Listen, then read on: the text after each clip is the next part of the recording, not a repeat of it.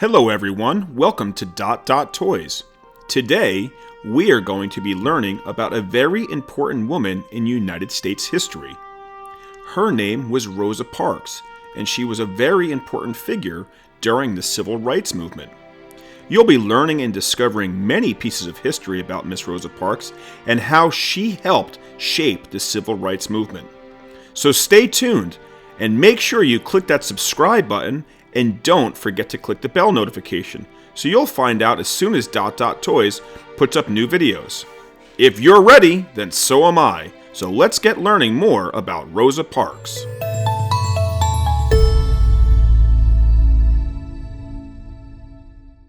Rosa Parks was born in the town of Tuskegee, Alabama, a state in the southern USA. Her mother was a teacher and her father was a carpenter. She had a little brother named Sylvester.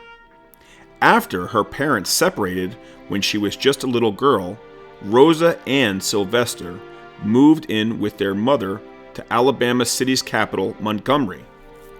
Rosa loved to learn and studied hard in high school, but sadly, she had to leave school at 16 years old to care for her dying grandmother, and shortly after, her very sick mother, when she was only 19 years old. A few years later, Rosa met Raymond Parks. Raymond was a successful barber who worked in Montgomery. They married a year later in 1932. Rosa worked part-time jobs and went back to school, finally earning her high school diploma, something she was very proud of. During this time, the city of Montgomery was segregated. This meant that things were different for white people and black people. They had different schools, different churches, different stores, different elevators, and even different drinking fountains. Places often had signs saying "for colored only" or "for whites only." When Rosa would ride the bus to work, she would have to sit in the back seats marked "for colored." Sometimes she would have to even stand if there were even seats available up in the front. Rosa is best known for what she did in her hometown of Montgomery, Alabama on December 1st, 1955. While she sat in a seat in the middle of the bus driver told her to move to the back of the bus so a white passenger could take the seat in the front of the bus. Rosa refused to move. She was a member of the local chapter of the National Association for the Advancement of Colored People, or the NAACP. They worked towards putting an end to discrimination and segregation. Like so many others, she was tired of being treated as a lower-class person because of the color of her skin. And since she refused to move, Rosa Parks was arrested. On news of Rosa's arrest, the black citizens of Montgomery came together and agreed to boycott the city's buses in protest. This meant from the 5th of December 1955, the date of Rosa's trial, African Americans refused to travel on buses. The boycott was managed by an organization called the Montgomery Improvement Association, in which Dr. Martin Luther King Jr. was elected as the leader. It wasn't easy for people to boycott the buses, as many African Americans didn't have cars. They had to walk to work or get a ride in a carpool. Many people couldn't even get into town to buy things. However, they stuck together in order to make a statement. The boycott continued for 381 days, which is over a year. Finally, the U.S. Supreme Court ruled that segregation laws in Alabama were unconstitutional.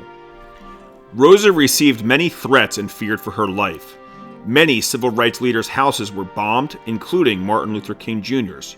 So in 1957, Raymond and Rosa Parks moved to Detroit, Michigan. There, she continued to attend civil rights meetings and became a symbol to many African Americans of the fight for equal rights. Rosa continued to promote civil rights and help those suffering from discrimination and injustice. She continued to support the NAACP and many civil rights events. And in 1987, she co-founded the Rosa and Raymond Parks Institute for Self-Development to provide career training for young people in Detroit. In 1999, President Bill Clinton awarded Parks a Congressional Gold Medal. This is the United States of America's highest honor, the most important award for civilians. Rosa Parks died of natural causes on October 24th, 2005, at the old age of 92. But she continues to be recognized all over the world as a symbol of freedom and equality. Today, commemorative statues stand, or sit, we should say, in her honor to remind us of her remarkable achievements that will and should never be forgotten. Thank you so much for watching this video. We sure hoped you learned a lot about Rosa Parks and how important she was for the United States Civil Rights Movement. If you liked this video, please give us a thumbs up and don't forget to subscribe. And also, please make sure you hit that bell notification so you're notified when Toys puts out new videos every Monday and Thursday. Thanks so much for watching. See you on the next video. Bye!